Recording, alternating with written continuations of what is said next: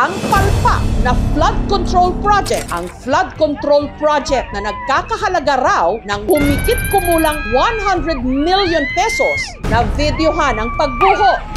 Hanggang inilabas na ng Pangulo mismo ang listahan niya ng 15 pinakamalalaking contractors daw na nakakuha ng pinakamaraming flood control projects.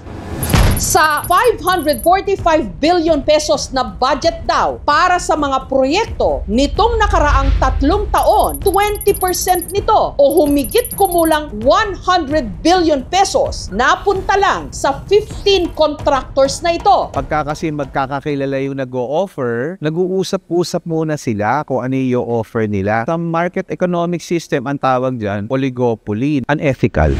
Pino na rin ang Pangulo na karamihan sa mga proyekto, hindi lang pareho ang presyo o contract cost. Pareho rin pati disenyo at materyales na gagamitin. Gayong itatayo o itinayo na ang mga ito sa iba't ibang mga lugar.